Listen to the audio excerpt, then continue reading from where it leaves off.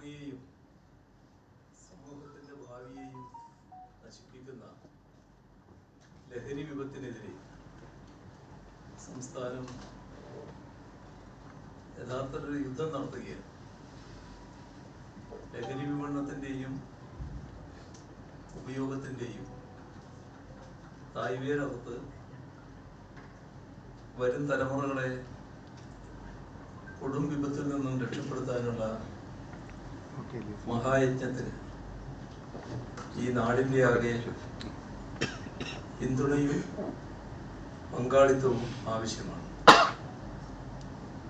മയക്കുമരുന്ന് ഉൾപ്പെടെയുള്ള മാരക ലഹരികൾ പൊതുസമൂഹത്തിൻ്റെ സമാധാന അന്തരീക്ഷത്തിന് ഭീഷണി ഉയർത്തുകയാണ്. മയക്കുമരുന്ന് ആസക്തി പലപ്പോഴും കുടുംബ ബന്ധങ്ങളുടെ തകർച്ചയിലേക്ക് നയിക്കുന്നു. അതിൻ്റെ ഭാഗമായി സാമ്പത്തിക ബുദ്ധിമുട്ട്, വൈകാരിക പ്രശ്നങ്ങൾ, കുറ്റവാസന, ആത്മഹത്യ ഇവയെല്ലാം വർദ്ധിച്ചു വരികയാണ്. കേരളത്തിൽ കൂടുതൽ കാണപ്പെടുന്ന ലഹരി വസ്തുക്കളിൽ കഞ്ചാവ്, ഹെറോയിൻ, മെത്താംഫെറ്റാമൈൻ, സിന്തറ്റിക് മരുന്നുകൾ ഇവയെല്ലാം ഉൾപ്പെടുന്നു. സിന്തറ്റിക് മരുന്നുകളുടെ ഉപയോഗത്തിലെ വർധന സാഹചര്യത്തെ കൂടുതൽ ഗൗരവമുള്ളതാക്കുന്നു. ലഹരി ഉപയോഗവും വ്യാപനവും തടയാനുള്ള ബോധവൽക്കരണവും നടപടികളും സംബന്ധിച്ച് വിപുലമായ യോഗം നേരത്തെയും ചേർന്നിരുന്നു. അതിൻ്റെ തുടർച്ചയായി ഇന്നും അതിൻ്റെ ഭാഗമായുള്ള യോഗം ചേർന്നിരുന്നു. വിവിധ വകുപ്പുകൾ തങ്ങൾ ചെയ്തു വരുന്ന ലഹരി വിരുദ്ധ പ്രവർത്തനങ്ങളും തുറന്ന് ചെയ്യാൻ ഉദ്ദേശിക്കുന്ന കാര്യങ്ങളും ഇന്നത്തെ യോഗത്തിൽ വിശദമായി അവതരിപ്പിച്ചു. പോലീസ്, എക്സൈസ്, പൊതുവിദ്യാഭ്യാസം, ഉന്നത വിദ്യാഭ്യാസം, തൊഴിൽ, പട്ടികജാതി പട്ടികവർഗം, ആരോഗ്യം, കായികം, സാംസ്കാരിക യുവജനക്ഷേമം തുടങ്ങിയ വകുപ്പ് ഉന്നത ഉദ്യോഗസ്ഥരും യോഗത്തിൽ പങ്കെടുത്തു.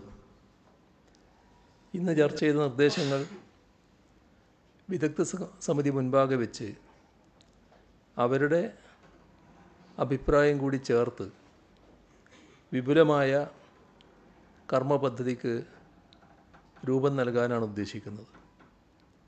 അഭിപ്രായങ്ങൾ ക്രോഡീകരിച്ച് ആക്ഷൻ പ്ലാൻ രൂപീകരിക്കാൻ ചീഫ് സെക്രട്ടറിയെ ചുമതലപ്പെടുത്തി. ലഹരി വിരുദ്ധ ക്യാമ്പയിൻ ശക്തിപ്പെടുത്തുന്നതിൻ്റെ ഭാഗമായി ഏപ്രിൽ 16 വിവിധ മതമേലധ്യക്ഷന്മാരുടെ യോഗവും 17 സർവകക്ഷി യോഗവും വിളിച്ചു ചേർക്കും. വിപണനവും സംഭരണവും ഉപയോഗവും തടയാൻ ഓപ്പറേഷൻ ഡി ഹണ്ട് എന്ന കർമ്മപദ്ധതി കേരള പോലീസ് നടപ്പാക്കുകയാണ്. ഡി ഹണ്ട് ഡ്രൈവിന് പുറമെ ആ ഡ്രൈവിന് സഹായകരമായ ഇൻ്റലിജൻസ് ഇൻപുട്ട് നൽകുന്നതിനായി ഡ്രഗ് ഇൻ്റലിജൻസ് ഡീൻഡ് എന്ന സംവിധാനം സ്പെഷ്യൽ ബ്രാഞ്ചിൻ്റെ നേതൃത്വത്തിൽ ആവിഷ്കരിച്ചിട്ടുണ്ട്. ഇതുവഴി കഴിഞ്ഞ ഫെബ്രുവരി 22 മുതൽ ഏപ്രിൽ 4 വരെയുള്ള ചുരുങ്ങിയ കാലയളവിൽ മാത്രം 2503 സോഴ്സ് റിപ്പോർട്ടുകൾ ബന്ധപ്പെട്ട ജില്ലാ പോലീസ് മേധാവികൾക്ക് കൈമാറുകയും ചെയ്തിരുന്നു. സംസ്ഥാന തലത്തിൽ Kerala anti narcotics special action force, KANSAF, എല്ലാ ജില്ലകളിലും ജില്ലാ പോലീസ് മേധാവിമാരുടെ മേൽനോട്ടത്തിൽ ജില്ലാ ആൻറ്റി നാർക്കോട്ടിക് സെല്ല്, ഡാൻസാഫ് ഇവയെല്ലാം നിലവിലുണ്ട്. അതിനു പുറമെ ലോക്കൽ പോലീസും ശക്തമായ പരിശോധനകളും റെയ്ഡുകളും നടത്തുന്നു. ലഹരി വസ്തുക്കളുടെ ഉൽപ്പാദനം, വിതരണം, കടത്തിക്കൊണ്ടുപോകൽ, സംഭരണം ഇവയിലെല്ലാം ഏർപ്പെട്ടിരിക്കുന്നവർക്കെതിരെ കർശനമായ നടപടികൾ സ്വീകരിക്കുന്നുണ്ട്. ഓപ്പറേഷൻ ഡി ഹണ്ടിൻ്റെ ഭാഗമായി 2024 സംസ്ഥാനത്താകെ 27,578 കേസുകൾ രജിസ്റ്റർ ചെയ്തു. 29,889 പ്രതികളെ അറസ്റ്റ് ചെയ്തു. 45 കോടി വിലയുള്ള വിവിധ മയക്കുമരുന്നുകൾ പിടിച്ചെടുത്തു. 2025 മാർച്ച് 31 വരെ 12,760 കേസുകൾ രജിസ്റ്റർ ചെയ്തു. 13,449 പ്രതികളെ അറസ്റ്റ് ചെയ്യുകയും ചെയ്തു. 12 കോടിയുടെ മയക്കുമരുന്നുകൾ പിടിച്ചു. സ്ഥിരം മയക്കുമരുന്ന് വ്യാപാരം നടത്തി ക്രൈം കേസുകളിൽപ്പെട്ട ആൾക്കാരുടെ പ്രത്യേക പട്ടിക തയ്യാറാക്കി. അതിൽ 97 പേർക്കെതിരെ നടപടിയെടുത്തിട്ടുണ്ട്. കേരളത്തിലെ മയക്കുമരുന്ന് കേസുകളുമായി ബന്ധപ്പെട്ട് മറ്റ് സംസ്ഥാനങ്ങളിലെ 94 വ്യക്തികളെ അറസ്റ്റ് ചെയ്തു. 236.64 ഗ്രാം MDMA, 562 കിലോഗ്രാം കഞ്ചാവ് ഉൾപ്പെടെ 34 കോടി രൂപയുടെ മയക്കുമരുന്ന് പിടിച്ചെടുത്തു. 2024-25 വർഷത്തിൽ ദീർഘദൂര ട്രെയിനുകളിൽ കടത്തിക്കൊണ്ടുവന്ന മയക്കുമരുന്നുകൾ പോലീസ് പിടിച്ചെടുത്ത് 64 കേസുകൾ രജിസ്റ്റർ ചെയ്തിട്ടുണ്ട്. 1.5 കോടി രൂപയുടെ മയക്കുമരുന്ന് പിടിച്ചെടുത്തു. മറ്റ് സംസ്ഥാനങ്ങളിൽ നിന്ന് കേരളത്തിലേക്ക് മയക്കുമരുന്ന് കടത്തുന്ന പ്രധാന സംഘങ്ങളെ പിടികൂടാൻ ഡാൻസാഫ് ടീം സജീവമായി ഇടപെടുന്നുണ്ട്. 180 കേസുകളിലായി 251 പേരെ അറസ്റ്റ് ചെയ്തിട്ടുണ്ട്. 2024 വർഷത്തിൽ 65 കേസുകളിലായി 88 പ്രതികളുടെയും 2025 32 കേസുകളിലായി 39 പ്രതികളുടെയും സ്ഥാവര ജംഗമ വസ്തുക്കൾ കണ്ടെടുക്കുകയും ജപ്തി ചെയ്യുകയും ചെയ്തിട്ടുണ്ട്. വിദേശത്തു നിന്നും മറ്റ് സംസ്ഥാനങ്ങളിൽ നിന്നുമുള്ള മയക്കുമരുന്നിൻ്റെ ഒഴുക്ക് തടയാൻ പ്രതിരോധത്തിൻ്റെ കവചം തീർക്കേണ്ടതുണ്ട്. അതിനായി അശ്രാന്ത പരിശ്രമത്തിലാണ് കേരള പോലീസ്. വിദേശികൾ ഉൾപ്പെട്ട കേസിൽ അതാത് രാജ്യങ്ങളിലെ എംബസികളുമായി ചേർന്ന് അന്വേഷണവും നിയമ നടപടികളും കാര്യക്ഷമമായി കൊണ്ടുപോകാൻ പ്രത്യേകം ശ്രദ്ധ പുലർത്തുന്നുണ്ട്. അന്തർ സംസ്ഥാന മയക്കുമരുന്ന് റാക്കറ്റുകളെ കണ്ടെത്തുന്നതിലും പോലീസ് മികവ് കാണിക്കുന്നു. ഹൈദരാബാദിലെ വൻകിട മയക്കുമരുന്ന് നിർമ്മാണശാല കേരള പോലീസിൻ്റെ നേതൃത്വത്തിൽ റെയ്ഡ് നടത്തി പ്രതികളെ അറസ്റ്റ് ചെയ്ത സംഭവം ദേശീയ ശ്രദ്ധ നേടുകയുണ്ടായി. എക്സൈസ് സേനയും ശക്തമായ പ്രതിരോധം ഉയർത്തുകയാണ്. ഈ മാർച്ച് മാസത്തിൽ എക്സൈസ് സേന ആകെ എടുത്ത കേസുകൾ 10,495 ഇതിൽ 1,686 കേസുകൾ അബ്കാരി കേസുകൾ, 1,313 മയക്കുമരുന്ന് കേസുകൾ 7483 പുകയില കേസുകളും ഉൾപ്പെടുന്നു. ആകെ 7,09,00,000 രൂപയുടെ ലഹരി വസ്തുക്കളാണ് എക്സൈസ് പിടികൂടിയത്. മറ്റ് സേനകളുമായി ചേർന്നുള്ളതുൾപ്പെടെ 13,639 റെയ്ഡുകൾ നടത്തി. 1,17,777 വാഹനങ്ങളാണ് ഈ കാലയളവിൽ പരിശോധിച്ചത്. അബ്കാരി കേസുകളിൽ 66, മയക്കുമരുന്ന് കേസുകളിൽ 67 വാഹനങ്ങൾ പിടിച്ചു. അബ്കാരി കേസുകളിൽ പ്രതിയേർത്ത 1,580 പേരിൽ 1,501 പേരെയും, മയക്കുമരുന്ന് കേസിൽ പ്രതിയേർത്ത 1,358 പേരിൽ 1,316 പേരെയും അറസ്റ്റ് ചെയ്തിട്ടുണ്ട്. ഒളിവിലിരുന്ന 86 പ്രതികളെയും പിടികൂടാനായി. പുകയില കേസുകളിൽ 14,94,000 രൂപ പിഴയായി ഈടാക്കിയിട്ടുണ്ട്. പോലീസ്, എക്സൈസ് ഉദ്യോഗസ്ഥരുടെ സംയുക്ത യോഗം നടത്തി സംയുക്ത ആക്ഷൻ പ്ലാൻ ചെയ്തിട്ടുണ്ട്. സ്കൂൾ, കോളേജ് പരിസരങ്ങൾ, DJ പാർട്ടി നടക്കുന്ന സ്ഥലങ്ങൾ, ടർഫുകൾ, യുവാക്കളുടെയും മറ്റും ഒത്തുചേരൽ നടക്കുന്ന സ്ഥലങ്ങൾ, ലേബർ ക്യാമ്പുകൾ, റെയിൽവേ സ്റ്റേഷനുകൾ, ബസ് സ്റ്റാൻഡുകൾ, ലോഡ്ജുകൾ, കോളേജ് ഹോസ്റ്റലുകൾ, തട്ടുകടകൾ, ഇവിടങ്ങളിലൊക്കെ സംയുക്ത പരിശോധന നടത്തുകയാണ്. മയക്കുമരുന്ന് കേസുകളിൽപ്പെട്ടവരുടെ പട്ടിക പരസ്പരം കൈമാറുന്നുമുണ്ട്. എല്ലാ ജില്ലകളിലും സ്റ്റേഷൻ തലത്തിൽ പ്രത്യേക ഓപ്പറേഷൻ ഗ്രൂപ്പുകൾ SOGs രൂപീകരിച്ചിട്ടുണ്ട്. വിദ്യാർത്ഥികളിലെ മയക്കുമരുന്ന് ഉപയോഗവും വ്യാപന ശ്രമങ്ങളും തടയുന്നതിനായി 4,469 സ്കൂൾ പ്രൊട്ടക്ഷൻ ഗ്രൂപ്പ് സ്കൂൾ തലത്തിലും 1,776 ആൻറ്റി നാർക്കോട്ടിക് ക്ലബ്ബുകൾ കോളേജ് തലത്തിലും രൂപീകരിച്ചിട്ടുണ്ട്.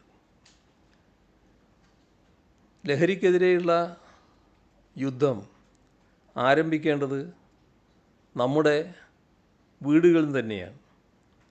രക്ഷിതാക്കൾക്ക് ലഹരിയെക്കുറിച്ചും കുട്ടികളുടെ സുരക്ഷയെക്കുറിച്ചും അവബോധം നൽകേണ്ടത് അത്യന്താപേക്ഷിതമാണ്.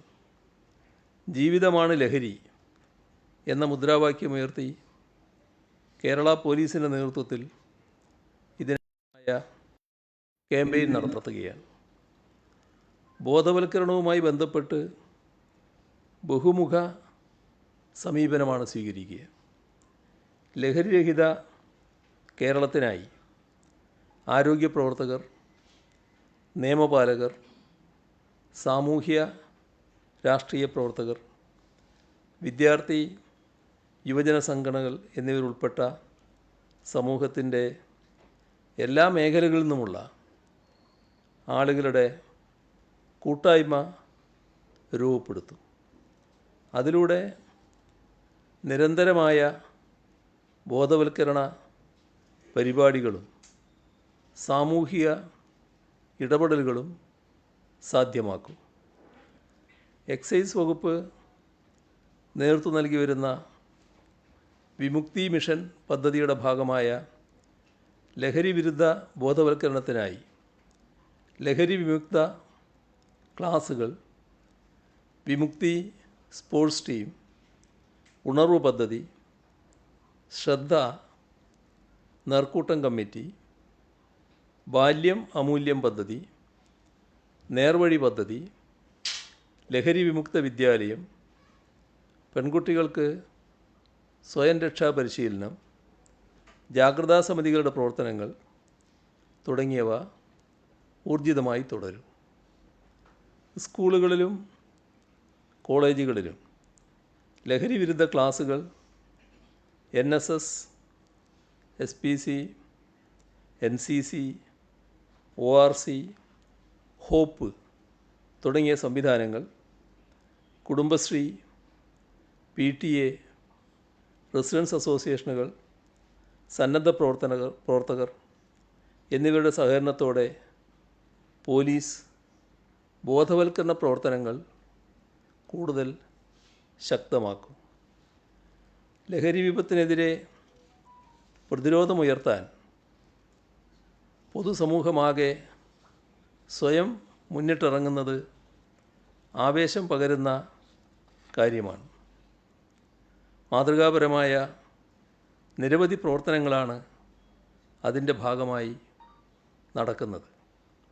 ഇടുക്കി വണ്ടൻമേട് MES സ്കൂളിലെ അധ്യാപിക വിരമിച്ച ചടങ്ങിൽ ലഹരിക്കെതിരെ കുട്ടികൾ പ്രതിജ്ഞയെടുക്കുന്ന നിലയുണ്ടായി.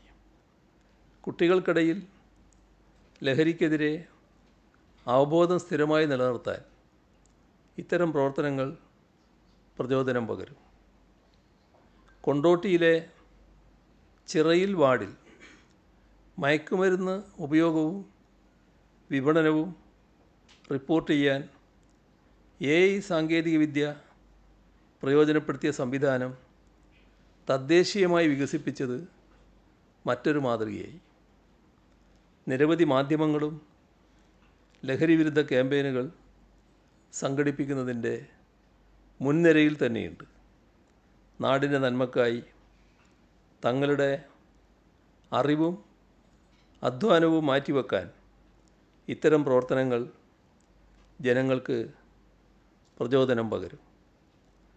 പൊതുജനങ്ങൾക്ക് മയക്കുമരുന്നുമായി ബന്ധപ്പെട്ട വിവരങ്ങളും വിഷയങ്ങളും നൽകുന്നതിനായി ടോൾ ഫ്രീ നമ്പറായ നാഷണൽ നർക്കോട്ടിക്സ് ഹെൽപ്പ് ലൈൻ 1933 നമ്പറും ADGP ലോ ആൻഡ് ഓർഡറിൻ്റെ ഓഫീസിൽ പ്രവർത്തിച്ചു വരുന്ന ആൻറ്റി നാർക്കോട്ടിക് സെൽ വിഭാഗത്തിൻ്റെ 94 97 97 97 94,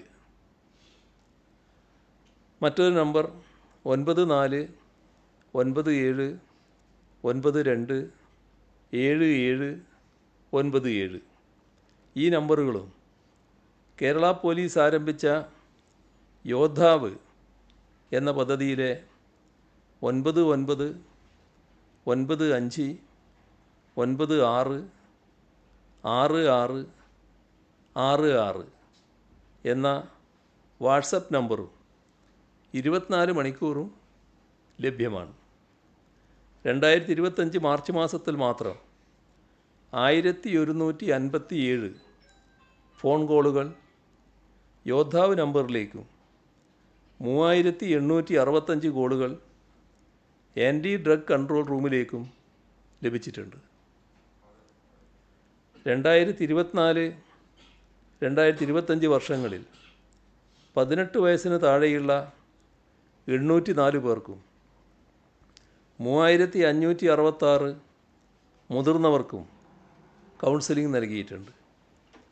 18 വയസ്സിന് താഴെയുള്ള 19 പേർക്കും 790 മുതിർന്നവർക്കും മയക്കുമരുന്നിൽ നിന്ന് വിമുക്തി നേടുന്നതിനുള്ള ചികിത്സ നൽകുകയും ചെയ്തിട്ടുണ്ട്. ലഹരി മോചന ചികിത്സ നൽകുന്നതിന് 14 ജില്ലകളിലും വിമുക്തി ഡി അഡിക്ഷൻ സെൻ്ററുകൾ പ്രവർത്തിക്കുന്നുണ്ട്. ജില്ലാ താലൂക്ക് ആശുപത്രിയോടനുബന്ധിച്ചാണ് ഈ സെൻ്ററുകൾ. തിരുവനന്തപുരം ജില്ലയിൽ നെയ്യാറ്റിൻകര ജില്ലാ ആശുപത്രിയിൽ പ്രവർത്തിക്കുന്ന ഡി അഡിക്ഷൻ സെൻ്ററിലും കോഴിക്കോട് ബീച്ച് ഹോസ്പിറ്റലിലെ വിമുക്തി ഡി അഡിക്ഷൻ സെൻ്ററിലും സ്ത്രീകൾക്കും കുട്ടികൾക്കുമുള്ള ലഹരി മോചന ചികിത്സക്കായി പ്രത്യേക സൗകര്യങ്ങൾ ഒരുക്കിയിട്ടുണ്ട്. ഡി അഡിക്ഷൻ സെൻ്ററുകൾ വഴി 2016 മുതൽ ഇതുവരെ IP-യിൽ 1,40,479 പേരും OP-യിൽ 11,277 പേരും ചികിത്സ തേടി. ഈ പ്രവർത്തനങ്ങൾ കൂടുതൽ വിപുലവും ശക്തവുമാക്കാൻ പ്രതിജ്ഞാബദ്ധമാണ് സംസ്ഥാന സർക്കാർ. ഇന്ന് യോഗം ചേർന്നപ്പോൾ എടുത്ത ഒരു തീരുമാനം, ഈ ഡി അഡിക്ഷൻ സെൻ്ററുകളിൽ ഒരു കുറവുള്ളത്, മയക്കുമരുന്നിന് വിധേയരായ ആളുകൾ വീടുകളിൽ നിന്ന് പരാതിയൊക്കെ വന്ന് പിടിക്കുന്ന അവസ്ഥ വരുമ്പോൾ അവർ വല്ലാതെ അക്രമാസക്തമാകുന്നുണ്ട്. ഈ അക്രമാസക്തരായ ആളുകളെ താമസിപ്പിക്കുന്നതിനുള്ള ഡി അഡിക്ഷൻ സെൻ്ററുകൾ, അതിനുള്ള സൗകര്യങ്ങൾ നമ്മളെ ഡി അഡിക്ഷൻ സെൻ്ററുകളിലില്ല. ആകെ സംസ്ഥാനത്ത് ഒരു സെൻറ്റർ മാത്രമേ ഉള്ളൂ എന്നാണ് പറയുന്നത്. അപ്പോൾ അത് പരിഗണിച്ചുകൊണ്ട് ജില്ലയിൽ അത്തരമൊരു ഡി അഡിക്ഷൻ സെൻ്റർ കൂടി വേണമെന്ന് തീരുമാനിച്ചിട്ടുമുണ്ട്. ലഹരിയുടെ പിടിയിൽ നിന്നും യുവതലമുറയെ സംരക്ഷിക്കാനും നാടിൻ്റെ സമാധാനവും സന്തോഷവും ഉറപ്പുവരുത്താനും നമ്മളേവരും ഒരുമിച്ച് നിൽക്കേണ്ടതുണ്ട്. ഇതൊരു വലിയ യുദ്ധമായി കണക്കാക്കണം. നാടൊന്നാകെ തോളോട് തോൾ ചേരേണ്ട സമയമാണിത്. സർക്കാരിൻ്റെ പ്രവർത്തനങ്ങൾക്ക് പിന്തുണ നൽകാനും ലഹരി വിമുക്ത കേരളം പടുത്തുയർത്താനും എല്ലാവരോടും ഈ ഘട്ടത്തിൽ അഭ്യർത്ഥിക്കുന്നു. യോജിച്ച പ്രവർത്തനത്തിലൂടെ നമുക്ക് ലക്ഷ്യം കൈവരിക്കാൻ കഴിയുക തന്നെ ചെയ്യും.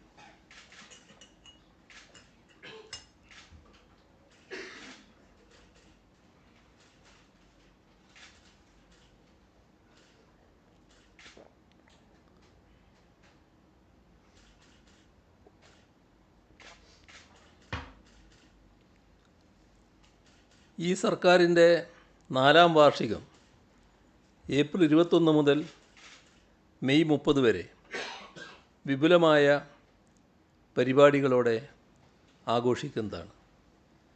2016 അധികാരത്തിൽ വന്ന സർക്കാരിൻ്റെ തുടർച്ചയാണ് ഇപ്പോഴത്തെ സർക്കാർ. ആ നിലക്ക് 9 വർഷത്തെ വികസന നേട്ടങ്ങളുടെ ആഘോഷമായി സർക്കാരിൻ്റെ 4ാം വാർഷികാഘോഷം മാറുകയാണ്. സംസ്ഥാന സർക്കാരിൻ്റെ ജനക്ഷേമ പ്രവർത്തനങ്ങളും നാടിൻ്റെ സമ്പൽ സമൃദ്ധമായ ഭാവി മുന്നിൽ കണ്ടുള്ള വികസന പദ്ധതികളും ജനങ്ങളിലേക്ക് കൂടുതലായി എത്തിക്കാനുള്ള പരിപാടികളാണ് വാർഷികാഘോഷത്തിൻ്റെ ഭാഗമായി നടക്കുക. സർക്കാർ വകുപ്പുകളുടെ സേവനങ്ങളെയും പ്രവർത്തനങ്ങളെയും കുറിച്ച്, വിവിധ പദ്ധതികളെക്കുറിച്ച് മനസ്സിലാക്കാൻ പൊതുജനങ്ങൾക്ക് വിപുലമായ സൗകര്യമൊരുക്കും. സർക്കാരും ജനങ്ങളുമായുള്ള ഇഴയടുപ്പം ദൃഢമാക്കാനും കൂടുതൽ കരുത്തോടെ മുന്നോട്ടു പോകാനും സഹായിക്കുന്നതുമായിരിക്കും ഈ വാർഷികാഘോഷം.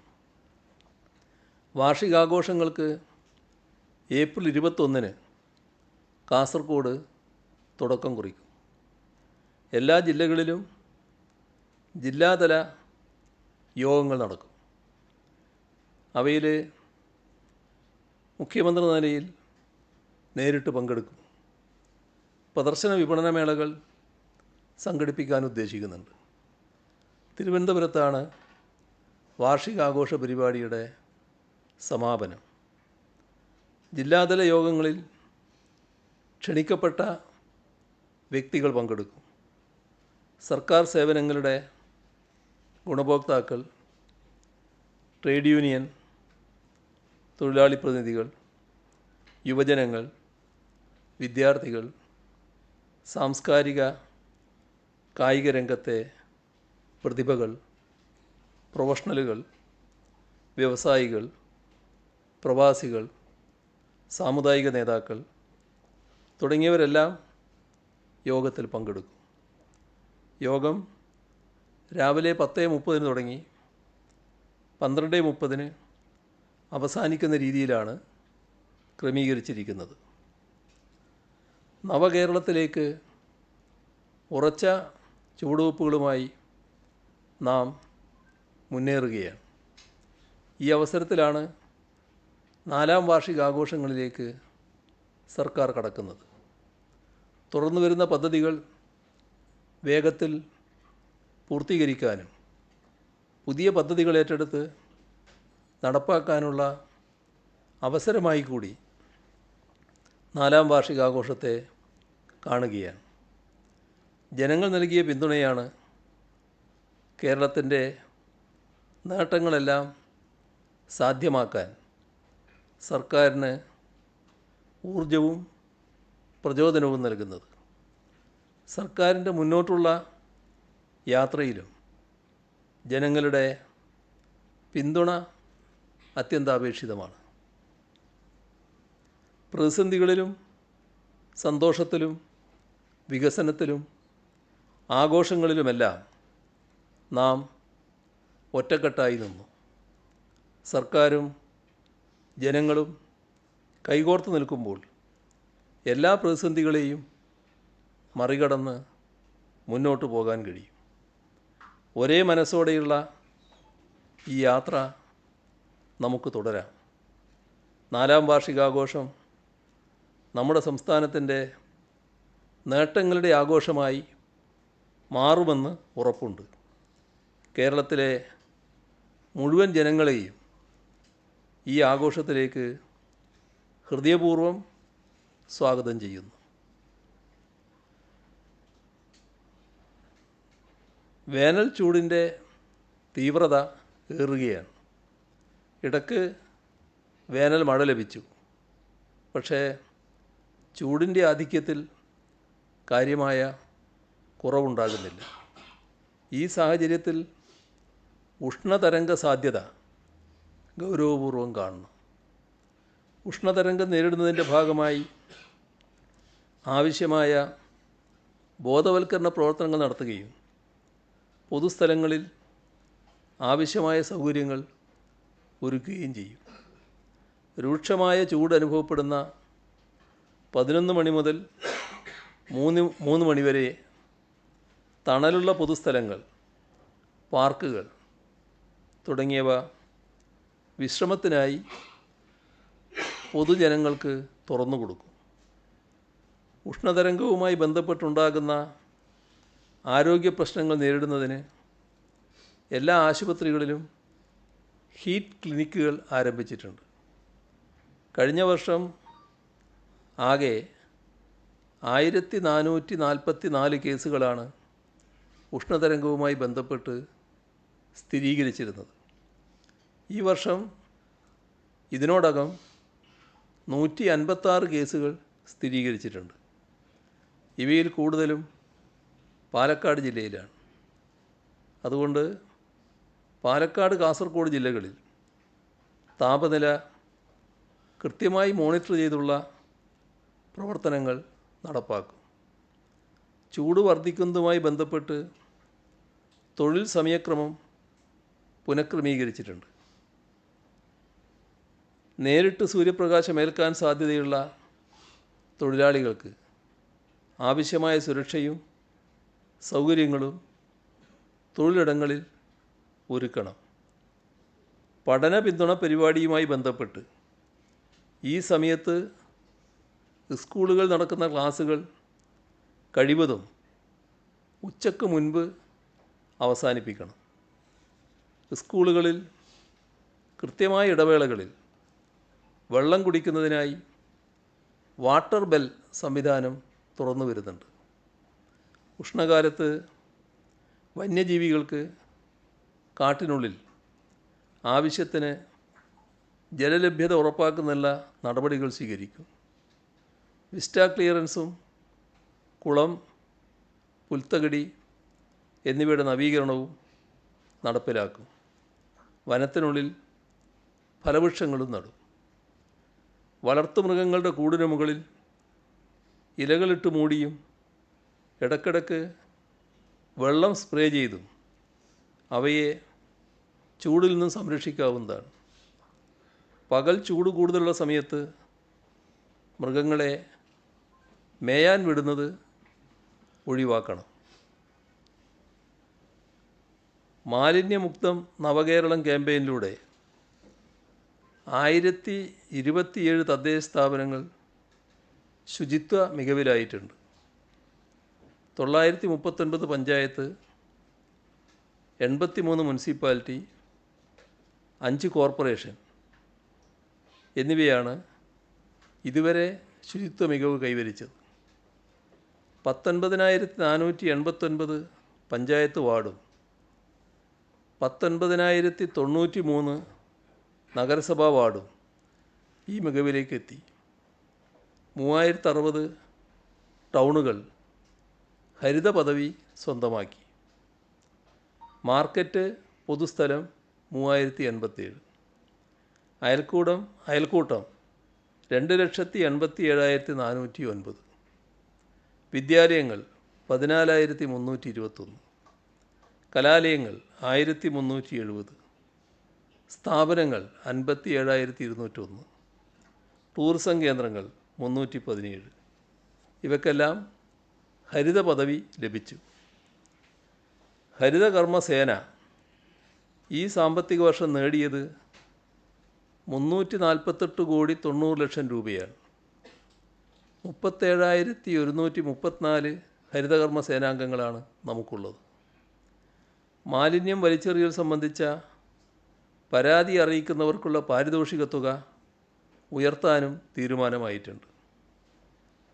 9446700800 എന്ന വാട്സപ്പ് നമ്പറിലാണ് പരാതി അറിയിക്കേണ്ടത്. തദ്ദേശ വകുപ്പ് സംഘടിപ്പിക്കുന്ന വൃത്തി 2025 ദേശീയ കോൺക്ലേവ് തിരുവനന്തപുരത്ത് ഇന്ന് ആരംഭിച്ചു. മാലിന്യമുക്തം നവകേരളം ക്യാമ്പയിനിലൂടെ കൈവരിച്ച മുന്നേറ്റത്തിൻ്റെ ചർച്ചയും ഭാവി ആസൂത്രണവുമാണ് ലക്ഷ്യം. 7 മേഖലകളിലായി 60 സെഷനുകളിൽ 200 വിദഗ്ധർ ആശയങ്ങൾ പങ്കുവെക്കും. മഴക്കാല പൂർവ്വ ശുചീകരണ പ്രവർത്തനങ്ങൾ ആരോഗ്യവകുപ്പും തദ്ദേശ സംഭരണ വകുപ്പും സംയുക്തമായി നടത്തി വരികയാണ്. തിരഞ്ഞെടുത്ത ഹോട്ട്സ്പോട്ടുകൾ കേന്ദ്രീകരിച്ച് വാർഡ് ശുചിത്വ സമിതികളുടെ നേതൃത്വത്തിൽ ശുചീകരണ പ്രവർത്തനങ്ങൾ നടക്കുന്നുണ്ട്.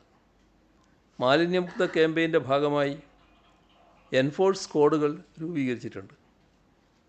അടുത്തിടെയായി ഡെങ്കിപ്പനി കേസുകൾ വർദ്ധിക്കുന്നു.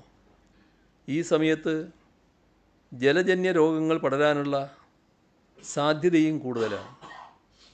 കൊതുക് പോലെ അസുഖം പരത്തുന്നവയുടെ ഉറവിടം നശീകരിക്കുന്നത് ഉറപ്പാക്കണം. ശുദ്ധമായ ജലം മാത്രം ഉപയോഗിക്കുക. കെട്ടിക്കിടക്കുന്ന മലിനമായ ജലസ്രോതസ്സുകൾ കണ്ടെത്തേണ്ടതും ഇവിടെ ജനങ്ങൾ ഇറങ്ങാതിരിക്കാൻ ബോർഡുകൾ സ്ഥാപിക്കേണ്ടതുമാണ്. ഇന്ന് രാവിലെ മന്ത്രിസഭാ യോഗം ചേർന്നിരുന്നു. പോക്സോ കേസുകൾ അന്വേഷിക്കുന്നതിന് പോലീസിൽ പ്രത്യേക അന്വേഷണ സംഘം രൂപീകരിക്കാൻ ഇന്ന് ചേർന്ന മന്ത്രിസഭാ യോഗം തീരുമാനിച്ചു. ഇതിന് 304 തസ്തികകൾ സൃഷ്ടിക്കും.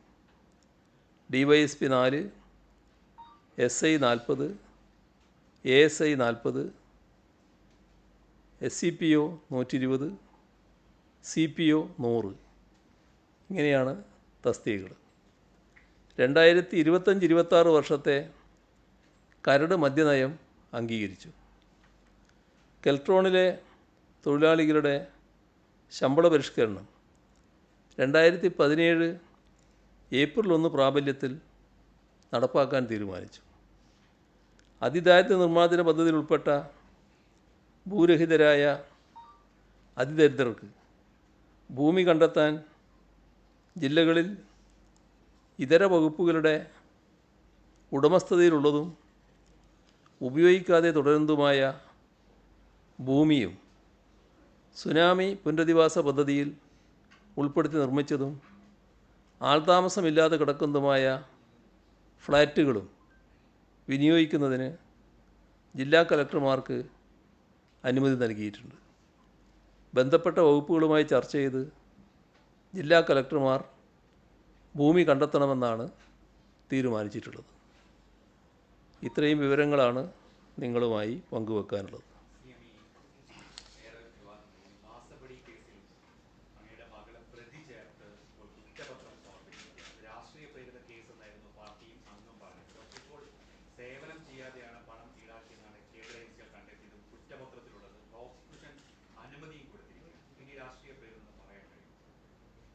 കേസല്ലേ, കോടതിയിലല്ലേ, നടക്കട്ടെ, അതിൻ്റെ ശേഷം കാണാം. നമുക്ക് അത്ര ഗൗരവമായിട്ട് കാണുന്നില്ല. ഈ കേസിനെ പാർട്ടി പ്രതിരോധിക്കുന്നതാണെങ്കിൽ താങ്കളുടെ മകൾ പാർട്ടിയിലുള്ള ആളല്ല, താങ്കളുടെ മകളാണ്. നേരത്തെ ബിനീഷ് കോടിയേരിയുടെ കേസ് വന്ന സമയത്ത് താങ്കളുടെ നിലപാടിൽ വരട്ടെ എന്നുള്ളതായിരുന്നു. പക്ഷേ ഇപ്പോൾ പാർട്ടി നേതാക്കൾ ഒന്നിച്ച് താങ്കളുടെ മകളെ പ്രതിരോധിക്കാൻ വേണ്ടി വരികയാണ്. അതിലെന്താ ആശ്ചര്യം? നിങ്ങൾക്ക് എന്താ അറിയേണ്ടത്? ബിനീഷ് കോടിയേരിക്കും താങ്കളുടെ മകൾക്കും രണ്ട് നീതിയാണോ എന്നുള്ളതാണ് ആ സംശയം നിങ്ങൾക്കുണ്ടല്ലേ? അതിൽ ബിനീഷിൻ്റെ കാര്യത്തിൽ കോടിയേരി ബാലകൃഷ്ണനെ പറ്റി പരാമർശം ഉണ്ടായിരുന്നില്ല.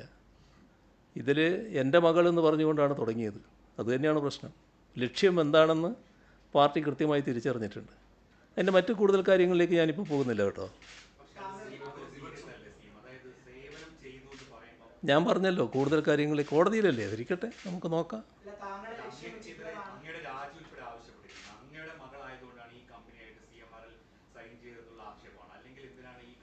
അത് മലയാള മനോരമ ഇങ്ങനെ നല്ലോണം എടുത്തുകൊണ്ടിരിക്കുകയല്ലേ, നോക്ക് നിങ്ങൾ എത്രത്തോളം ആകും എന്നുള്ളത്. എന്നെ അത് ബാധിക്കുന്ന കാര്യമല്ല.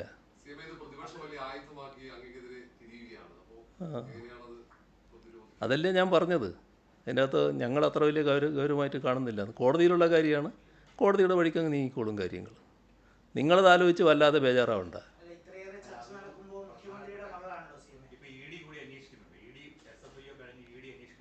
അതല്ലേ നിങ്ങൾക്ക് വേണ്ടത്, നിങ്ങളതല്ലേ ആഗ്രഹിക്കുന്നത്. നിങ്ങളെന്ന് വെച്ചാൽ മലയാള മനോരമ അതല്ലേ ആഗ്രഹിക്കുന്നത്, അതാണല്ലോ ഉദ്ദേശിക്കുന്നത്. നടക്കട്ടെ, നിങ്ങളെ ആഗ്രഹം എത്രത്തോളം എത്തും നോക്കാം നമുക്ക്. ഇല്ല എന്നാണ് ഞാൻ പറഞ്ഞത്. അത് കോടതിയിലുള്ള കാര്യമാണ്. ഞാനിപ്പോൾ ഒരു വിശദീകരണത്തിനും പോകുന്നില്ല.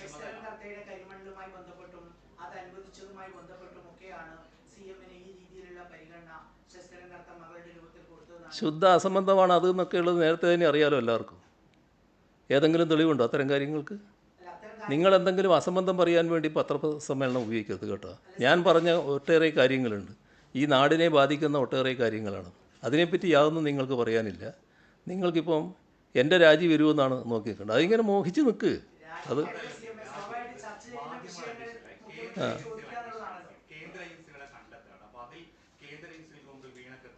കേന്ദ്ര ഏജൻസിയുടെ പറ്റി നല്ല ധാരണയല്ലേ നിങ്ങൾക്കുള്ളത്?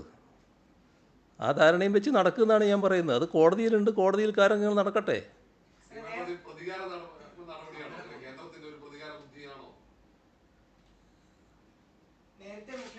ഞാൻ പറഞ്ഞു, അതിനെപ്പറ്റി കൂടുതൽ പറയാൻ ഞാനില്ല, അവിടെ നിൽക്കട്ടെ.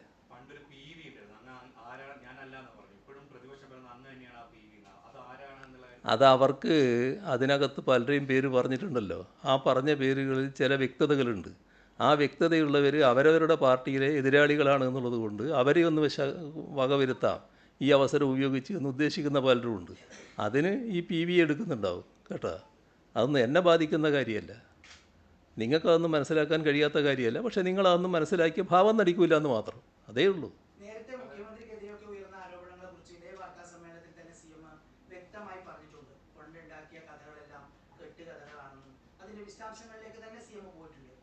മുഖ്യമന്ത്രിയുടെ മകൾക്കെതിരെ ഇങ്ങനെ സംസ്ഥാനത്താകെ വലിയ പ്രചരണം നടത്തുമ്പോൾ അതൊന്നും വിശദീകരിച്ചു പോകുന്നില്ലേ CM എന്നുള്ളത്? കോടതിയിലുള്ള കേസിന്റെ പേർക്ക് ആ രീതിയിൽ പോയിക്കോട്ടെ. കോടതിയിലുള്ള കേസ് കോടതിയിലാണ് നേരിടേണ്ടത്, നിങ്ങളെ മുമ്പിലല്ല വിശദീകരിക്കേണ്ടത്. കോടതി നടക്കട്ടെ കാര്യങ്ങൾ. അങ്ങേ ലക്ഷ്യം വെച്ചുള്ള രാഷ്ട്രീയ നീക്കം എന്ന് വെച്ചാൽ മലയാള മനോരമ ഇടയ്ക്കല്ലേ നടത്തുന്നത്. അത് ഞാൻ വിശദീകരിച്ചുകൊണ്ട് തീരുമോ? നിങ്ങൾക്ക് ബോധ്യമാകുമെന്ന് ഞാൻ കണക്കാക്കുന്നുണ്ടോ? നിങ്ങളത് തുടരില്ലേ? ഞാൻ പറയേണ്ടത് ഞാൻ പറഞ്ഞു കേട്ടോ. ഇതിനു മുമ്പ് കേന്ദ്ര ഏജൻസികൾ കേരളത്തിൽ കറങ്ങിയ സമയത്ത് അത് കേന്ദ്രത്തിന്റെ നീക്കമാണ് എന്ന് അങ്ങടക്കമുള്ളവർ തുറന്നു പറഞ്ഞിട്ടുണ്ട്. ഈ അതൊക്കെ ഞങ്ങൾ പറയേണ്ടത് കൃത്യമായിട്ട് പറഞ്ഞുകൊണ്ടിരിക്കുന്നുണ്ട് കേട്ടോ. നിങ്ങളതിനെക്കുറിച്ച് ആലോചിച്ച് വല്ലാതെ വേവലാതിപ്പെടണ്ട. നിങ്ങൾക്ക് വേണ്ടത് എൻ്റെ രക്തമാണ്. അത് അത്ര വേഗം കിട്ടുന്നൊരു കാര്യമല്ല, അത് മനസ്സിലായിക്കോ. പക്ഷെ അങ്ങയുടെ മകളുടെ കമ്പനി ഒരു സേവനവും CMRL ചെയ്തിട്ടില്ല എന്ന് പറയുന്ന പ്രതിപക്ഷ ആരോപണം ഇതിന് സപ്പോർട്ടായിട്ട് നിങ്ങൾക്ക് സാധാരണ സാമാന്യ ബുദ്ധി എന്ന് പറയുന്ന ഒന്നില്ല എന്നല്ലേ ഇതിൻ്റെ അർത്ഥം. അതുകൊണ്ടാണല്ലോ ഇങ്ങനെ ചോദിച്ചുകൊണ്ടിരിക്കുന്നത്. സാമാന്യ ബുദ്ധി ഇല്ലാത്തത് കൊണ്ടാണ്. ഞാൻ പറയുന്നത് കേൾക്ക്. നമ്മുടെ മുഖ്യമന്ത്രിക്കെതിരായ ആരോപണം ഉയരുമ്പോൾ വാർത്താ സമ്മേളനത്തിൽ ചോദിക്കുക എന്ന് പറയുന്നത് സ്വാഭാവികമല്ലേ? അത് ഞാൻ ചോദിക്കുന്നത് നിങ്ങളുടെ സാമാന്യ ബുദ്ധിയെക്കുറിച്ചാണ്. ആ സാമാന്യ ബുദ്ധി എന്താണ് ഇല്ലയെന്ന് ഞാൻ പറയുന്നത്. ഈ പറയുന്ന കാര്യം കണ്ടെത്തിയത് എവിടുന്നാണ്? എൻ്റെ മകള് നടത്തുന്ന സ്ഥാപനം നൽകിയ സേവനത്തിന് അവർ നൽകിയ പ്രതിഫലം അത് കള്ളപ്പണമല്ലല്ലോ, അത് റെക്കോർഡ് അനുസരിച്ച് വന്നതല്ലേ. അതിന് കൊടുക്കേണ്ട ഇൻകം ടാക്സ്, അതിന് കൊടുക്കേണ്ട GST ഇതെല്ലാം കൃത്യമായി കൊടുത്തു കഴിഞ്ഞല്ലേ. അതെല്ലാം രേഖപ്രകാരമുള്ളതല്ലേ. നിങ്ങളാരെങ്കിലും അത് കാണുന്നുണ്ടോ? നിങ്ങളാരെങ്കിലും എന്നല്ല, നിങ്ങൾ കാണുന്നുണ്ടോ? അത് മറച്ചു വെച്ചുകൊണ്ടല്ലേ കാര്യങ്ങളൊക്കെ പറയുന്നത്. ഏതെങ്കിലും പുതിയ കണ്ടെത്തലുകൾ ഇതിൻ്റെ ഭാഗമായിട്ടുണ്ടോ? അത് വെച്ചുകൊണ്ട് നിങ്ങൾ നൽകാത്ത സേവനത്തിനാണ് പ്രതിഫലം എന്ന് പറഞ്ഞുകൊണ്ടാണല്ലോ പ്രശ്നങ്ങൾ ആരംഭിക്കുന്നത്. നൽകിയ സേവനമാണെന്ന് കമ്പനി പറയുന്നു, നൽകിയ സേവനത്തെപ്പറ്റി മകളുടെ കമ്പനി പറയുന്നു. ആ ഭാഗം മറച്ചു വെക്കില്ലേ? എന്താ അത് മറച്ചു വെക്കുന്നത്? അവിടെയാണ് ഇന്നയാളുടെ മകൾ എന്ന പ്രശ്നം വരുന്നത്. അതാണ് ഞാൻ പറഞ്ഞത്, അത്ര വേഗമൊന്നും അത് അവസാനിക്കില്ല എന്ന്.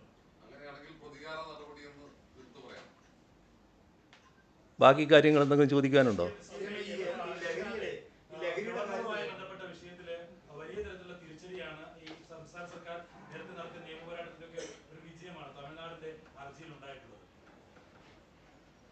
തമിഴ്നാടിൻ്റെ ഹർജിയിൽ നല്ല വിജയമാണല്ലോ ഉണ്ടായത്.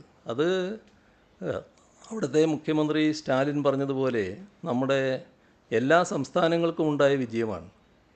അനിയന്ത്രിതമായ രീതിയിലുള്ള അധികാരപ്രയോഗമാണ് നമ്മുടെ ഗവർണർമാർ എല്ലാ സംസ്ഥാനങ്ങളിലും നടത്തി വന്നത്.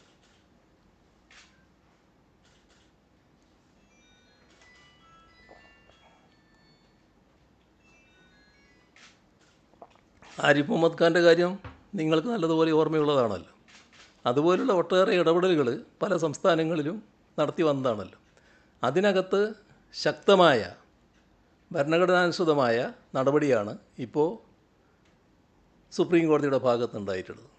തീർച്ചയായും അത് സംസ്ഥാനങ്ങളുടെ അവകാശം സംരക്ഷിക്കുന്ന ഒന്ന് തന്നെയാണ്. കഴിഞ്ഞ ദിവസം നമ്മുടെ നവോത്ഥാന സമിതിയുടെ നേതൃത്വം വഹിക്കുന്ന വെള്ളാപ്പള്ളിയുടെ ഭാഗത്തുനിന്ന് മലപ്പുറത്തെ മുസ്ലിം സമുദായത്തെ ആക്ഷേപിക്കുന്ന രീതിയിലുള്ള ചില പരാമർശങ്ങൾ ഉണ്ടാവുകയുണ്ടായി. പിന്നീട് അത് മുസ്ലിം സമുദായത്തെ എല്ലാ മുസ്ലിം ലീഗിനെയാണ് എന്ന രീതിയിൽ വെള്ളാപ്പള്ളി തന്നെ പറഞ്ഞിട്ടുമുണ്ട്. ഇങ്ങനെ ഒരാൾ ഈ നവോത്ഥാന സമിതിയുടെ ചുമതലക്കാരനായി ഇപ്പോഴും തുടരുന്നത് ശരിയാണ്? ഇവിടെയുള്ള ഒരു കാര്യം നാം ശ്രദ്ധിക്കേണ്ടത്, മുസ്ലിം വിഭാഗത്തെയും ന്യൂനപക്ഷ വിഭാഗത്തെയും ശക്തമായി ആക്ഷേപിക്കാനുള്ള നടപടികളുമായി നമ്മുടെ രാജ്യത്ത് സംഘപരിവാർ നീങ്ങിക്കൊണ്ടിരിക്കുകയാണ്. അതിനാവശ്യമായ എല്ലാ പ്രചരണങ്ങളും നടത്തിക്കൊണ്ടിരിക്കുകയാണ്. ഏത് കാര്യത്തിലും അത്തരമൊരു നിലപാടാണ് സ്വീകരിച്ചു പോകുന്നത്. ആ ഒരു ഘട്ടത്തിൽ ന്യൂനപക്ഷ വിഭാഗങ്ങൾക്ക് തെറ്റിദ്ധാരണ ഉണ്ടാകത്തക്ക രീതിയിലുള്ള പരാമർശങ്ങളില്ലാതിരിക്കാൻ എല്ലാവരും ശ്രദ്ധിക്കേണ്ടതാണ്. ഇക്കാര്യത്തിൽ വെള്ളാപ്പള്ളി ഇപ്പോൾ വിശദീകരണം നൽകി കഴിഞ്ഞിട്ടുണ്ട്. പക്ഷേ അത് ശ്രദ്ധിക്കേണ്ടതാണ് എല്ലാവരും.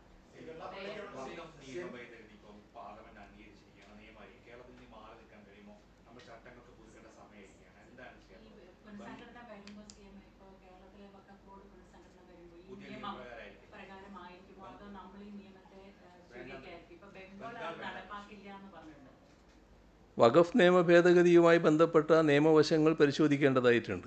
പക്ഷേ ഞങ്ങളുടെ നിലപാട് ഇത്തരം കാര്യങ്ങളിൽ നേരത്തെ മുതലേ വ്യക്തതയുള്ളതാണ്. ഇവിടെ വഖഫ് ഭേദഗതി ബിൽ പാസ്സായപ്പോൾ നമ്മുടെ മുനമ്പം പ്രശ്നത്തിന് പരിഹാരമാവും എന്ന് തെറ്റിദ്ധരിപ്പിക്കാനുള്ള ഒരു വലിയ ശ്രമം ഇവിടെ നടന്നുകൊണ്ടിരിക്കുന്നുണ്ട്. ആസൂത്രിതമായി സാമുദായിക സംഘർഷത്തിന് തീക്കോരിയിടാനുള്ള ശ്രമമാണ് ചിലർ നടത്തുന്നത്. മുനമ്പത്തെ വിഷയം ന്യായമായതാണ്, എന്നാൽ അതേസമയം സങ്കീർണവുമാണ്. വർഷങ്ങളായി ഇവിടെ താമസിക്കുന്നവരുണ്ട്. അവരുടെ നിയമപരമായ അവകാശങ്ങൾ സംരക്ഷിക്കുക എന്നുള്ളതാണ് സംസ്ഥാന സർക്കാർ ആഗ്രഹിക്കുന്നത്. അതിൽ സംസ്ഥാന സർക്കാർ പ്രതിജ്ഞാബദ്ധമാണ്.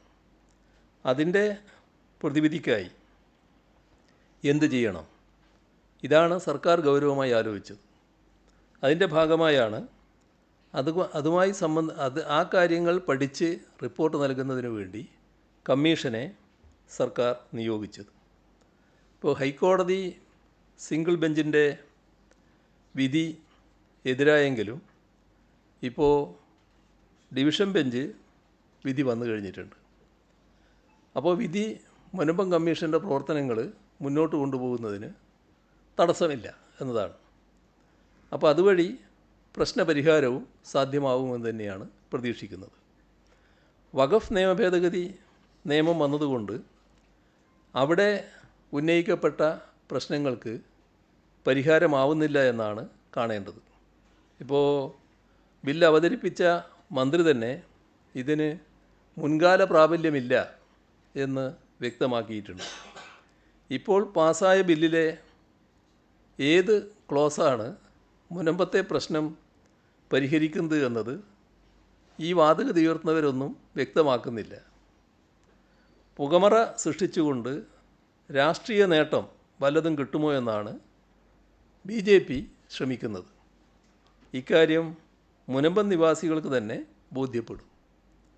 വഖഫ് ബില്ലും മുനമ്പം വിഷയവും ബന്ധിപ്പിച്ചുള്ള BJPയുടെ വാദങ്ങൾ അവരുടെ രാഷ്ട്രീയ അജണ്ടയാണ് വ്യക്തമാക്കുന്നത്. BJPയുടെ ക്രിസ്ത്യൻ പ്രേമനാടകത്തിലെ ഒരു എപ്പിസോഡ് മാത്രമാണ് ഇവിടെ കാണാൻ കഴിയുന്നത്. വർഗീയ മുതലെടുപ്പിനുള്ള ശ്രമമാണ് മുനമ്പത്തെ മുൻനിർത്തിക്കൊണ്ട് BJP നടത്തുന്നത്.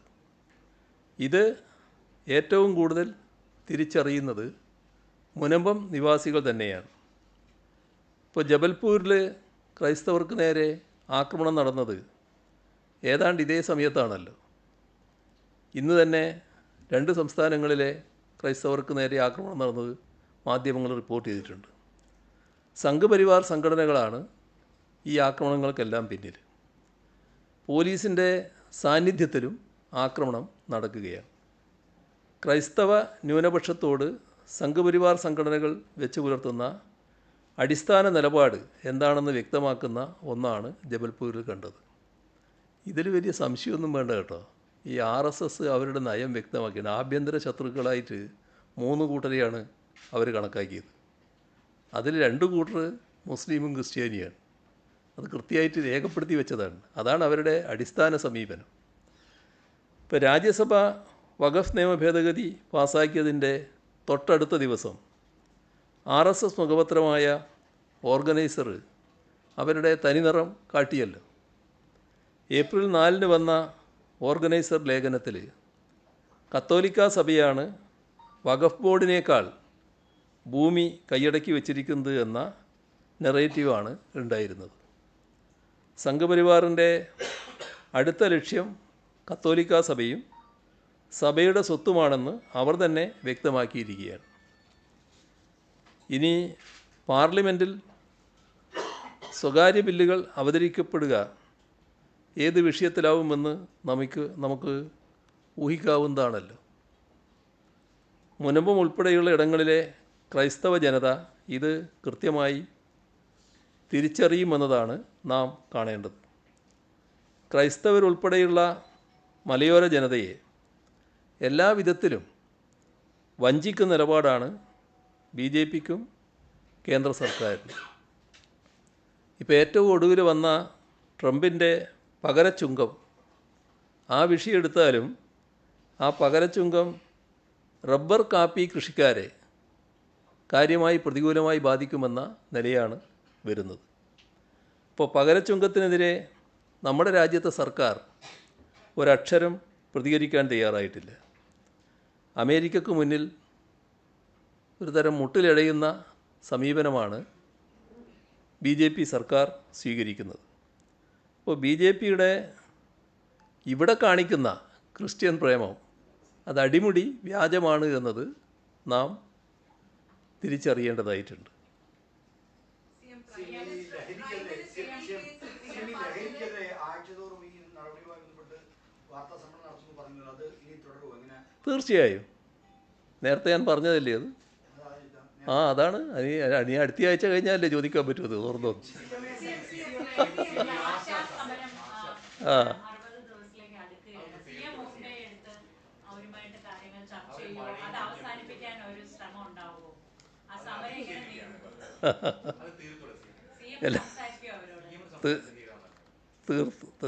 ആശാസമരം തീരണമെന്ന് എല്ലാവരും ആഗ്രഹിക്കുന്നുണ്ടല്ലോ.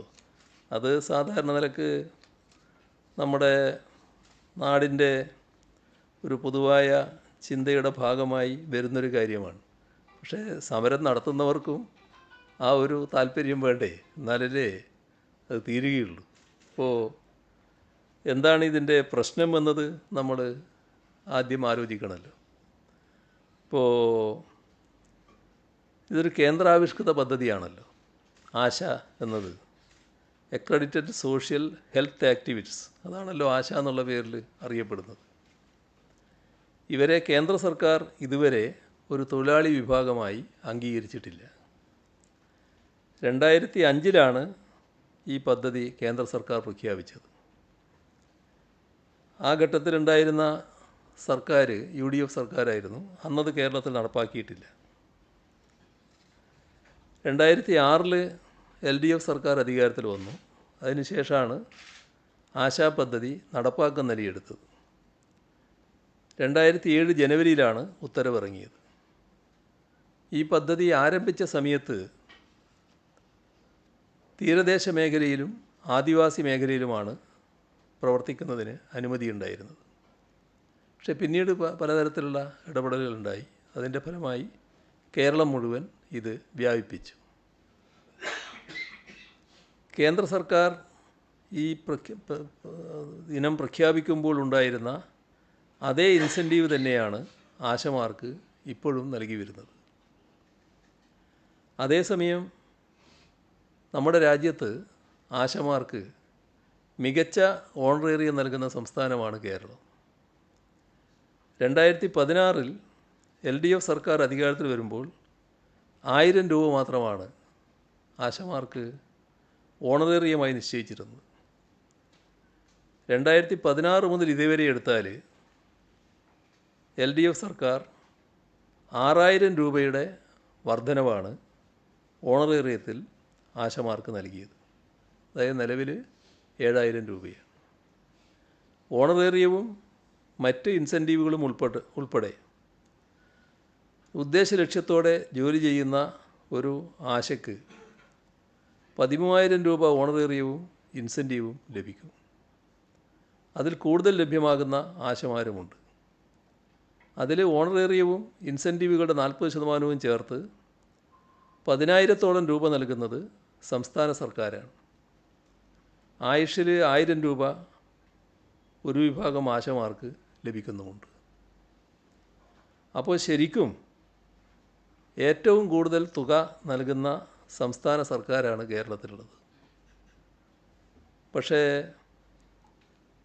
ആ സർക്കാരിന് എതിരെയാണോ, ഇൻസെൻറ്റീവ് ഉയർത്താത്ത കേന്ദ്ര സർക്കാരിനെതിരെയാണോ സമരം ചെയ്യേണ്ടത്? ഇത് സമരം ചെയ്യുന്നവരാലോചിക്കേണ്ട ഒരു കാര്യമാണല്ലോ. ഇപ്പോൾ ഈ സമരം ആരംഭിച്ചപ്പോൾ നമ്മൾ കാണേണ്ടത് അതിനെത്രയോ മുൻപ് ആശമാരുടെ ഇൻസെൻറ്റീവ് വർദ്ധിപ്പിക്കണമെന്നാവശ്യപ്പെട്ടുകൊണ്ട് 2024 സെപ്റ്റംബർ 17 ആരോഗ്യമന്ത്രി വീണ ജോർജ് കേന്ദ്രമന്ത്രിയെ കണ്ടിരുന്നു. അതിനു മുൻപ് ആശമാരുടെ ഇൻസെൻറ്റീവ് ഉൾപ്പെടെയുള്ള NHMന് നൽകാനുള്ള കുടിശ്ശിക നൽകണമെന്നാവശ്യപ്പെട്ട് കേന്ദ്ര ഗവൺമെൻറ്റിന് സംസ്ഥാനം കത്തയക്കുകയും ചെയ്തിരുന്നു. കേരളത്തിലെ MPമാരുടെ യോഗത്തിൽ NHMന് ആശാ ഇൻസെൻറ്റീവ് ഉൾപ്പെടെയുള്ള 2023-24 വർഷത്തിലെ കുടിശ്ശികയായ 636 കോടി രൂപ ലഭ്യമാക്കാൻ ഇടപെടണമെന്ന് അഭ്യർത്ഥിക്കുകയും ചെയ്തിരുന്നു. കേരള ആശാ ഹെൽത്ത് വർക്കേഴ്സ് അസോസിയേഷൻ്റെ നേതൃത്വത്തിൽ ഉള്ളൊരു സമരമാണ് ഇപ്പോൾ നടക്കുന്നത്. നമ്മുടെ സംസ്ഥാനത്താകെ 26,125 ആശാ വർക്കർമാരാണുള്ളത്. 99% ആശാ വർക്കർമാരും സമരത്തിലില്ല. അപ്പോൾ ബഹുഭൂരിപക്ഷവും ഫീൽഡിൽ സേവനത്തിലാണ്, ഇപ്പോഴും സേവനം നടന്നുകൊണ്ടിരിക്കുകയാണ്. അതുകൊണ്ട് തന്നെ ആരോഗ്യമേഖലയെ ഒരു തരത്തിലും ബാധിക്കുന്ന ഒരു സമരമായി ഈ സമരം മാറുന്നില്ല. പക്ഷേ ചെറിയ വിഭാഗമായതുകൊണ്ട് അവഗണിക്കാനല്ല സർക്കാർ തയ്യാറായത്. നിങ്ങൾ പറഞ്ഞതുപോലെ അവരുമായി ചർച്ച ചെയ്ത് പരിഹരിക്കാൻ കഴിയുമോ എന്ന ശ്രമമാണ് സർക്കാർ നടത്തിയത്. 5 തവണ അവരുമായി സർക്കാർ ചർച്ച നടത്തിയിട്ടുണ്ട്. ആരോഗ്യമന്ത്രി സമരസമിതിയുമായി 3 തവണ ചർച്ച നടത്തി. 3-ാമത്തെ പ്രാവശ്യം ധനകാര്യമന്ത്രിയും ഓൺലൈനായി ചർച്ചയിൽ പങ്കെടുക്കുകയും ചെയ്തു. ഇതുകൂടാതെ NHM ഡയറക്ടറും 2 പ്രാവശ്യം ചർച്ച നടത്തി. തൊഴിൽ മന്ത്രിയും സമരം നടത്തുന്ന ആശാപ്രവർത്തകരുമായി ചർച്ച നടത്തിയിരുന്നു. അപ്പോൾ അവരുന്നയിച്ച ആവശ്യങ്ങളിൽ സർക്കാർ നടപ്പാക്കാൻ പറ്റുന്ന കാര്യങ്ങൾ പലതും നടപ്പാക്കിയിട്ടുണ്ട്. അവരുന്നയിച്ച ആവശ്യങ്ങൾ സംബന്ധിച്ച് ആരോഗ്യവകുപ്പ് മന്ത്രി 6/2/25 ചർച്ച നടത്തി. സമരസമിതിയായി ഉദ്യോഗസ്ഥതലത്തിലും ചർച്ച നടന്നു, മന്ത്രിതലത്തിലും. 6-ാം തീയതി ആശാ ഫെഡറേഷനുമായി നടത്തിയ ചർച്ചയുടെ അടിസ്ഥാനത്തിൽ രൂപീകരിച്ച കമ്മിറ്റി റിപ്പോർട്ടിൻ്റെ അടിസ്ഥാനത്തിൽ ഉപാധിരഹിത ഓണറേറിയം നൽകാൻ തീരുമാനമെടുത്തു. ശൈലി സർവേയിലെ OTP സംവിധാനം നിർത്തലാക്കുന്നത് സംബന്ധിച്ച് ഇ-ഹെൽത്തിന് നിർദ്ദേശം നൽകി. ലെപ്രസി സർവേയുമായി ഉന്നയിച്ചൊരു പ്രശ്നമുണ്ടായിരുന്നു, അതിന് പരിഹാരം കണ്ടു. 2025 ഫെബ്രുവരി മാസം വരെയുള്ള ഓണറേറിയവും ഇൻസെൻറ്റീവും നൽകിയിട്ടുമുണ്ട്. ഇതുകൂടാതെ വിരമിക്കൽ പ്രായം 62 വയസ്സാക്കിയിരുന്ന സർക്കാർ ഉത്തരവ് മരവിപ്പിച്ചു. ശേഷിക്കുന്ന ആശമാരെ കൂടി ഇൻഷുറൻസിൽ ഉൾപ്പെടുത്താൻ നടപടിയും സ്വീകരിച്ചു. ആയുഷ് മേഖലയിലൂടെ കുറച്ച് ആശമാർക്ക് കിട്ടുന്ന ഇൻസെൻറ്റീവ് മുഴുവൻ ആശമാർക്കും നൽകണമെന്ന് കേന്ദ്രത്തോട് അഭ്യർത്ഥിക്കുകയും ചെയ്തു. ഇതെല്ലാം ചെയ്തു. പക്ഷേ 21,000 രൂപ ഓണറേറിയവും 5 ലക്ഷം രൂപ വിരമിക്കൽ ആനുകൂല്യവും നൽകിയാൽ മാത്രമേ സമരത്തിൽ നിന്നും പിന്മാറൂ എന്ന നിലപാടാണ് സമരം ചെയ്യുന്നവർ സ്വീകരിക്കുന്നത്. അത് ഇപ്പോഴത്തെ പൊതുവായ സ്ഥിതിയൊക്കെ അവരുടെ അടുത്ത് വ്യക്തമാക്കിയതാണ്. അതിൽ സാമ്പത്തിക സ്ഥിതിയും വ്യക്തമാക്കിയതാണ്. ഇതിനൊന്നും ഞങ്ങൾക്കൊരു വാശിയുള്ള കാര്യമില്ല. അനുകൂല സാഹചര്യം ഉണ്ടായാൽ ഓണറേറിയം വർദ്ധിപ്പിക്കുക എന്നുള്ള നിലപാട് തന്നെയാണ് ഞങ്ങൾ സ്വീകരിക്കുക. അതാണ് നേരത്തെയും ഞങ്ങൾ സ്വീകരിച്ചിട്ടുള്ളത്. വീണ്ടും സമരം തുടരുന്ന സാഹചര്യം വന്നപ്പോഴാണ് ട്രേഡ് യൂണിയൻ സംഘടനകളുടെ, കേന്ദ്ര ട്രേഡ് യൂണിയൻ സംഘടനകളുടെ അഭ്യർത്ഥന വന്നത്.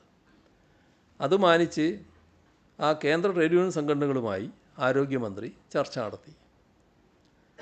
ഈ ചർച്ചയിൽ ബഹുഭൂരിപക്ഷത്തിൻ്റെ നിർദ്ദേശങ്ങളുടെ അടിസ്ഥാനത്തിൽ ഒരു IAS ഉദ്യോഗസ്ഥൻ്റെ നേതൃത്വത്തിൽ ആശമാരുടെ ഓണറേറിയം ഉൾപ്പെടെയുള്ള എല്ലാ പ്രശ്നങ്ങളും പഠിക്കാൻ കമ്മിറ്റി രൂപീകരിക്കാൻ തീരുമാനിച്ചു.